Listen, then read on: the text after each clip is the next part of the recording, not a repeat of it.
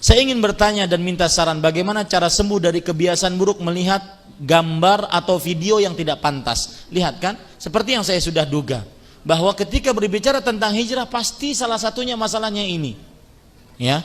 Karena setiap saya bertobat dan ada tekad untuk tidak mengulanginya, saya malah kembali melakukannya karena dorongan hawa nafsu yang kuat ketika berbuat maksiat tersebut. Saya tidak peduli gitu, tapi setelah saya sadar dan berhenti dari melakukan tersebut, saya baru menyesalinya, kayak ketakutan dan tidak ingin mengulanginya kembali.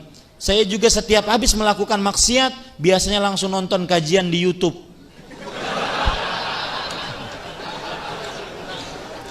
Kemarin saya diselipi kajian hari Sabtu, Ustadz ditanya, Ustadz apa hukumnya nonton infotainment sambil zikir pagi? A'udzubillah.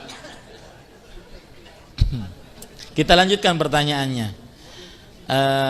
Yang berkaitan tentang dosa maksiat tersebut dan cara menghilangkannya. Tapi kayak berjarak beberapa hari saja bertahan, malah mengulanginya kembali karena hawa nafsu yang kuat kembali. Saya merasa ketika berbuat maksiat saya tidak bisa mengendalikan diri saya. Jazakallahu khairan. Mohon penjelasannya supaya saya tahu cara terbebas dari ini. Saya juga suka berpikir negatif kepada orang yang saya lihat. Doakan saya cepat sembuh dan dari kecanduan yang melihat yang tidak baik ini. Dengan nama-nama Allah yang husna dan sifat-sifat yang mulia, saya berdoa di masjid ini, di majlis ilmu ini, semoga yang mempunyai kebiasaan buruk, terutama syahwat yang diharamkan, diberhentikan oleh Allah Subhanahu wa taala. Dibencikan maksiat tersebut di dalam dirinya. Makanya doa Rasul sallallahu alaihi wasallam kan beliau berdoa, Allahumma inni a'udzubika min qalbin la yakhsha wa min ilmin la yanfa' wa min nafsin la tashba' wa min du'ain la yusma'. Ya Allah, aku berlindung dari hati yang tidak khusyuk, dari jiwa yang tidak puas, dari ilmu yang tidak bermanfaat, dan dari doa yang tidak dikabulkan. Beliau juga berdoa, Allahumma inni a'udzubika min munkaratil akhlaq wal a'mal wal ahwa. Ya Allah, aku berlindung darimu denganmu dari keburukan akhlak, perbuatan dan hawa nafsu. Maka saya berpesan kepada kawan kita ini, dan semestinya tidak boleh kita menertawakannya. Beliau ingin bertaubat dan sebenar-benar bertaubat. Maka saya berpesan, salah satu pesannya adalah cara yang paling jitu, yaitu tutup jalan maksiatnya. Tutup jalan maksiatnya. Anda tidak tahan mempunyai gadget, handphone, gadget apapun, ya, maka yang ada internetnya, tutup jalan maksiatnya. Biarkan HP jadul.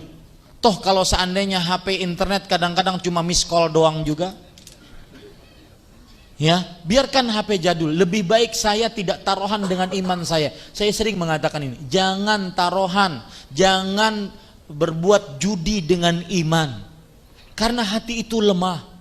Terutama nanti dalam bulan Ramadan, bulan ampunan, masa orang ada yang tidak diampuni gara-gara televisi misalkan, melihat yang diharamkan. Masukin kardus, wahai para ikhwah,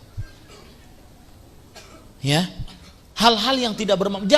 Jangan taruhan, oh saya ingin nonton televisi yang mengajarkan Al-Quran dan Sunnah, Ustaz. Tetapi buktinya apa? Tidak bisa kita. Pasti menonton yang lain, dan dia tambah nyaman. Dan seperti yang saya sebutkan tadi, keburukan maksiat adalah membuat seseorang kecanduan. Ini para ikhwan yang dirahmati oleh Allah Subhanahu wa taala. Maka saya berpesan, tutup itu sarana yang paling jitu. Tutup semua sarana yang menghantarkan kepada sana. Disebut dalam para ulama kaidah fikih yaitu saddud dzari'ah, menutup sarana yang bisa menghantarkan kepada perbuatan zina. Tutup.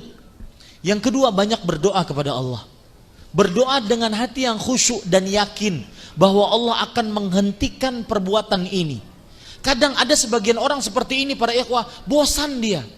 Setiap kali habis melihat seperti itu, naudzubillah, mungkin onani, masturbasi, bosan dia. Kenapa? Maka jangan putus asa.